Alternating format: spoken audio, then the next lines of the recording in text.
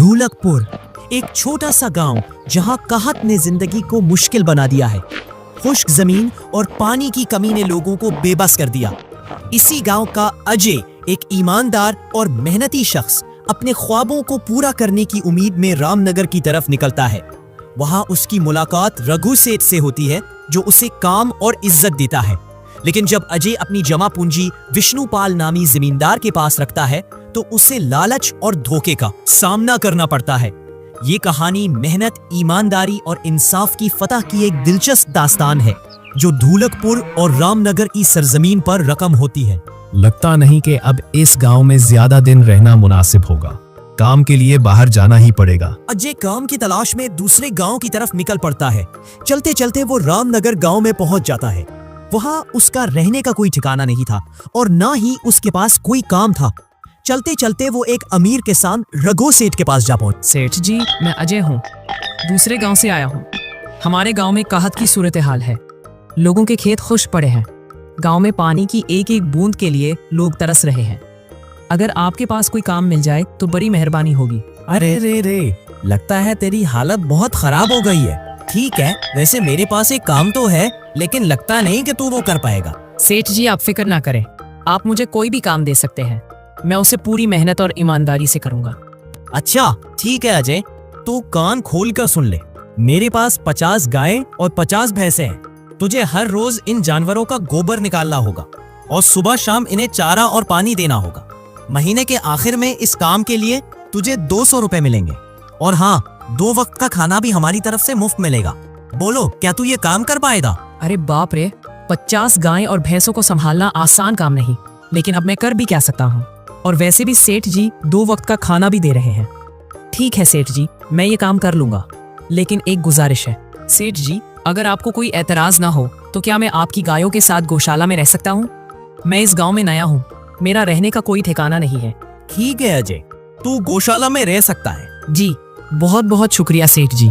तब से अजय गौशाला में रहकर अपना काम करने लगता है। वो रोज सुबह जल्दी उठकर गायों और भैंसों का गोबर निकालता, उन्हें चारा डालता और वक्त पर पानी पिलाता था।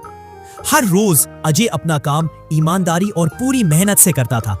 रघु सेठ को भी अजय का काम बहुत पसंद आने लगा, क्योंकि वो अपना काम साफ सुथराई से करता था। एक दिन रघु सेठ अजय को बुलाता है और कहता है, अजय, मुझे तेरा काम बहुत पसंद आया। तू गायों और भैंसों का अच्छा ख्याल रख रहा है, इसलिए दूध का मायार भी बेहतर हो गया है और गाय पहले से ज्यादा दूध भी दे रही हैं। इसलिए मैं आज से तेरी तनख्वाह बढ़ाकर 400 रुपए कर रहा हूँ। बहुत बहुत शुक्रिया सेठ जी। कुछ दिन इसी तरह गुजरने लगते हैं। अजय रघु सेठ के पास बड़ी मेहनत और ईमानदारी से काम करता है। आहिस्ता आहिस्ता अजय के पास अच्छा खासा रुपया जमा हो जाता है। उससे वो अपने लिए एक छोटी सी झोपड़ी बनवा लेता है। इस गौशाला में सोने से तो नाक से गोबर की बू अभी तक नहीं जा रही। अब आखिरकार मुझे अपने घर में सुकून से सोने को तो मिलेगा। तब से अजय रघु सेठ के पास गौशाला में काम करने आता और 2 वक्त का खाना खाकर अपने घर सोने चला जाता था। कई साल इसी तरह गुजर जाते हैं। अजय की मेहनत की वजह से इसके पास अच्छा खासा रुपया जमा हो जाता है। एक दिन अजय रघु सेठ से कहता है, सेठ जी, आजकल गांव में चोरी का मसला बहुत बढ़ गया है। मेरे पास कुछ रुपए जमा है जो मैंने अपने घर में रखे हैं, लेकिन मुझे इन पैसों की चोरी की फिक्र हो रही है। आपको तो पता है कि मैं दिन भर आपके पास काम करता हूँ और सिर्फ रात को घर सोने जाता हूँ, इसलिए मुझे रोज इन पैसों की चोरी की फिक्र सताती है। हाँ अजय, तो बिल्कुल ठीक कह रहा है। आए दिन गांव में चोरी के नए नए किस्से सामने आ रहे हैं और दिन भर तेरा घर खाली ही रहता है, तो चोरी होने का इम्कान तो जरूर है। रघु सेठ कुछ देर सोचता है और फिर कहता है, देख अजय, इस वक्त गांव में एक ही जगह है जहां तेरा माल महफूज रह सकता है, और वो है विष्णुपाल का घर। क्या विष्णुपाल का घर? हाँ अजय, इस गांव का विष्णुपाल बहुत ईमानदार और मेहरबान है। मैंने कुछ लोगों से सुना है इसके घर पर बहुत सारे पहरेदार भी है, तो चोरी होने का इम्कान बहुत कम है। तो अपने पैसे इसके पास रख सकता है। अच्छा सेठ जी, ठीक है, मैं आज ही विष्णुपाल से मिलकर बात करता हूँ और अपनी परेशानी बताता हूँ। इस दिन अजय विष्णुपाल के घर उससे बात करने जाता है। अरे रुको, कहाँ अंदर जा रहे हो? वहीं रुको। जी, मुझे विष्णुपाल जी से मिलना है। मुझे उनसे कुछ काम है। क्या काम है, जरा बताओ। जी, मुझे कुछ पैसे रखवाने हैं इनके पास, इसी काम के लिए आया हूँ। अच्छा ठीक है, तू अंदर जा सकता है। नमस्ते विष्णुपाल जी, मैं अजय हूँ, रघु सेठ के यहाँ काम करता हूँ। कुछ साल पहले मैं दूसरे गांव से यहाँ आया हूँ। अच्छा अजय, बोलो तेरा क्या काम है मेरे पास? विष्णुपाल जी, मैं सालों से रघु सेठ के पास काम कर रहा हूँ और कुछ रुपए भी जमा कर लिए हैं। बात यह है कि गांव में चोरी का मसला बहुत बढ़ गया है, इसलिए मुझे अपने पैसों को घर में रखने से डर लग रहा है। अच्छा, तूने कितने रुपए जमा किए हैं? विष्णुपाल जी, यही कोई 5 से 6 हजार रुपए होंगे मेरे पास। वाह, ये तो बड़ी रकम है। मैंने आपकी ईमानदारी के बारे में लोगों से बहुत सुना है, इसलिए मैं अपनी रकम आपके पास कुछ वक्त के लिए रखने आया हूँ। हाँ अजय, तूने बिल्कुल ठीक सुना है। तेरी रकम मेरे पास बिल्कुल महफूज रहेगी। अब तो फिक्र छोड़ दे, मैं सब देख लूंगा। अजय अपनी पैसों की थैली विष्णुपाल को दे देता है। ये पूरे 5,800 रुपए हैं, आप गिन कर देख लीजिए। गिनने की क्या जरूरत है? तुम तो रघु सेठ के आदमी हो, मुझे तुझ पर पूरा भरोसा है। विष्णुपाल जी, आपका बहुत बहुत शुक्रिया। अब मुझे चोरों का कोई डर नहीं, क्योंकि मेरे पैसे महफूज हाथों में हैं। अरे अजय, कोई बात नहीं। शुक्रिया तो मुझे कहना चाहिए कि तू मेरे पास अपने रुपए रखने आया। अजय अपने पैसे विष्णुपाल को देकर अपने घर चला जाता है। हाँ अजय, तेरे पैसे मेरे हाथों में ही अच्छे लगते हैं। इसी तरह अजय ईमानदारी और मेहनत से रघु सेठ के यहाँ काम करता रहता है। देखते ही देखते 2 साल गुजर जाते हैं। एक दिन अजय सोचता है, अब रघु सेठ के यहाँ काम करते बहुत साल हो गए। वैसे सेठ जी तो बहुत अच्छे इंसान है, लेकिन सोच रहा हूँ कि अपनी जमीन लेकर उस पर मेहनत करूं, तभी मैं बड़ा आदमी बन सकता हूँ।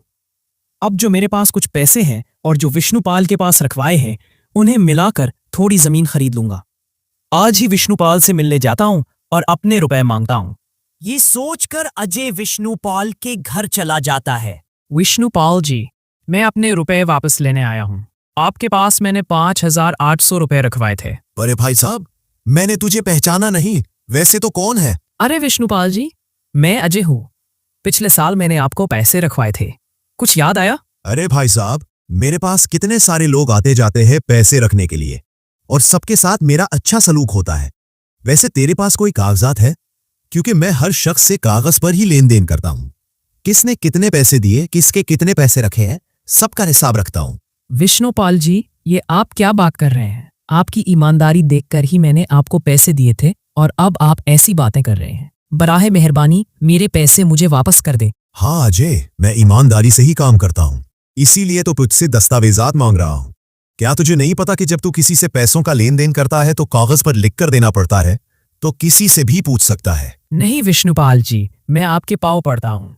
बराहे मेहरबानी मेरे रुपए मुझे दे दें। बड़ी मेहनत से मैंने वो पैसे जमा किए थे, मुझ पर ऐसा जुल्म ना करें। अरे ये क्या झूठ मूठ का रोना धोना लगाया है? लगता है तो धोखेबाज है और मेरी ईमानदारी और भूलेपन का फायदा उठाने आया है। रुक, तुझे अभी सबक सिखाता हूँ। विष्णुपाल अपने आदमियों को बुलाकर अजय की पिटाई करने को कहता है। इसे तब तक मारो जब तक ये बेहोश ना हो जाए। इस 2 टके के आदमी ने मेरी ईमानदारी पर सवाल उठाया है, इसे छोड़ना मत। विष्णुपाल के आदमी अजय को डंडों से खूब मारते हैं। फिर अजय उदास होकर अपने घर चला जाता है। इसके जिस्म पर जख्मों के निशानात वाज़े दिखाई दे रहे थे। 2 दिन से अजय जख्मों के दर्द की वजह से रघु सेठ के घर काम पर नहीं जा पाता है। वो देखता है कि अजय खटिया पर लेटा है और बहुत परेशान दिखाई दे रहा है। अजय भाई, तू 2 दिन से काम पर नहीं आया, क्या हुआ भाई? तबीयत ठीक है ना? कोई परेशानी है क्या? अरे सेठ जी, आप खुद यहाँ आए, आप खबर भेजते तो मैं खुद चलाता। अरे अजय, कोई बात नहीं, तुझे देखकर लगता है तो बीमार है। क्या हुआ है तुझे? रघु सेठ, क्या बताऊं, जिस विष्णुपाल के पास मैंने पिछले साल अपने पैसे रखवाए थे, वो अब मुझे पैसे वापस नहीं करना चाहता। वो बहुत लालची इंसान है, वो लोगों को ठग रहा है, और जब मैंने गड़गड़ाना शुरू किया तो उसने डंडों से मार मार कर मेरी पिटाई करवा दी और मुझे वहां से धक्के मारकर निकाल दिया। अरे बाप रे, ये तो बहुत संगीन बात है।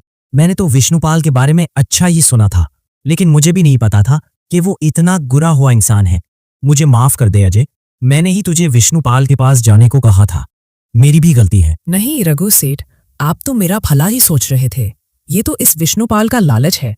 अब लगता नहीं कि मेरे पैसे इस विष्णुपाल से वापस मिलेंगे। अजय, मेरे पास एक तरकीब है जिससे मैं तेरे पैसे तुझे वापस दिला सकता हूँ। रघु सेठ अजय के कान में सारी तरकीब बताता है।